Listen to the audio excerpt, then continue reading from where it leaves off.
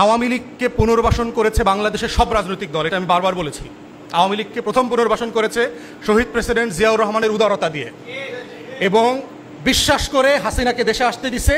আসার 2 সপ্তাহের ভিতরে তাকে শাহাদাত বরণ করতে হয়েছে। আওয়ামী লীগ হলো সেই গোখরা সাপের নাম, ওরে বিশ্বাস করা যাবে না। আওয়ামী লীগকে প্রথম সংসদে কে নিছে? 86 সালের নির্বাচনের মধ্য দিয়ে জাতীয় পার্টি নিছে।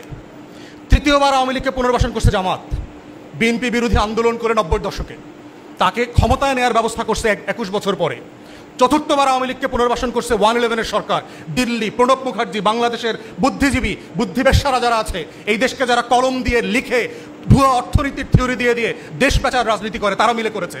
আওয়ামী লীগকে যারা যারা বিশ্বাস করে পুনর্বাসনের রাজনীতি করেছে, তারা সবাই এই দেশে অভিশপ্তের শিকার হয়েছে। সবাই হয়েছে, সবাইকে মূল্য দিতে হয়েছে বাংলাদেশে। অতএব যারাই কোনো না কোনো নাটকের মধ্য দিয়ে আগামী দিনে আওয়ামী লীগ পুনর্বাসনের চেষ্টা করবে, তাদের জন্য অভিশাপ ওই ছবল রেডি আছে। কিন্তু কোনো না কোনো ফর্মে অভিশাপের শিকার হইতেই হবে, কারণ এই মাটি মির্জাফরের রক্ত নিতে পারবে না।